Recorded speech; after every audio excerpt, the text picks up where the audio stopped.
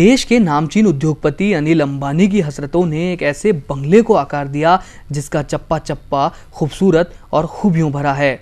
कल्पना युग की साकार कृतियों सा एक खूबसूरत और सबसे जुदा आशियाना बना है जयपुर में, जिसे आप एक बार गौर से निहारेंगे तो देखते ही रह जाएंगे। जमीन से तकरीबन 15 फीट की ऊंचाई पर दो पेड़ों पर अलग अलग बने हैं दो आशियाने। खेजड़ी के पेड़ों पर बांस की लकड़ी से बनाए गए इन आशियानों के आगे हेरिटेज हवेलियों तक की चमक फीकी है। सीढ़ी चढ़कर इस मकान में एक बार जो दाखिल हुआ वो इसकी खूबसूरती का कायल हो गया।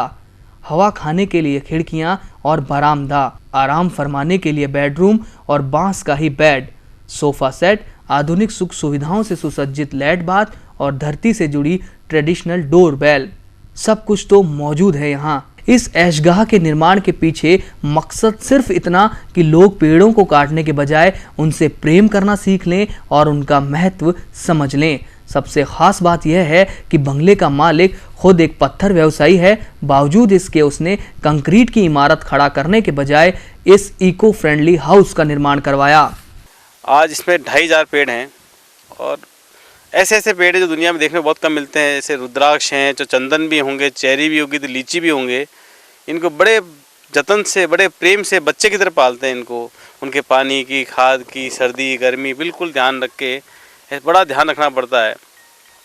यहाँ पे बड़े बच्चों के हिसाब से झूले वगैरह, डक्स, रैबिट, बिल्कुल नेचुरल एनवायरनमेंट देखा है। डक्स भी खुले में है, रैबिट्स भी खुले में है, बर्ड्स, शाम को आप आइए दुनिया भर के बर्ड्स मिलेंगे आपको, उल्लू से लेके, बड़ा मज़ा आता है।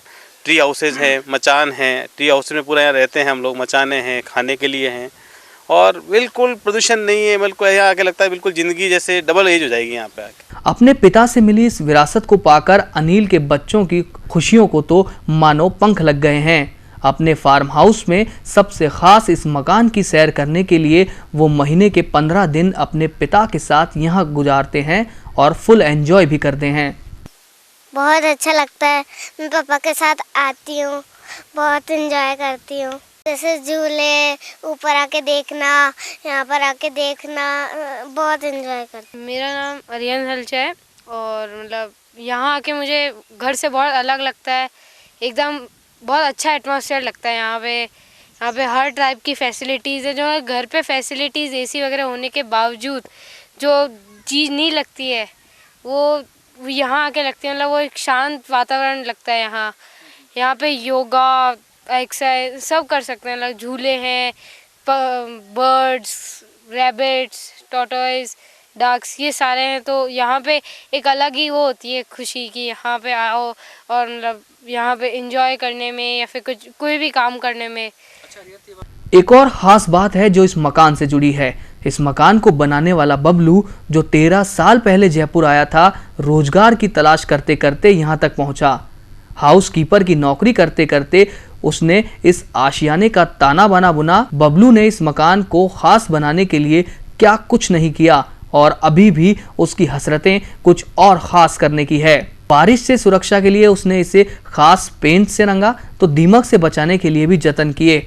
तूफान का मुकाबला कर ले यह मकान, इसके भी पुख्ता बंदोबस्त किए हैं बबलू ने। लोहे का इस्तेमाल कीलों के अलावा कहीं नहीं किया गया। ऐसे में इस आशियाने को खास नहीं कहेंगे तो क्या कहेंगे। बबलू तीसरे पेड़ पर मकान बनाने और तीनों को सर्किट बनाकर आपस में जोड़ने की कल्पना को साकार करने में जुटा है। पर्यावरण संरक्षण और प्रकृति से प्रेम का संदेश देता यह आशियाना उन हजारों लाखों चमचमाती इमारतों से लाख गुना अच्छा है जिनके जन्म लेने में यानी निर्माण में ही न जाने कितने प्राकृतिक पदार्थों की बलि लगती है। राजस्थान में पड़ रही भीषण गर्मी की तपिश के चलते तमाम भौतिक संसाधन फीके पड़ते दिखाई दे रहे हैं।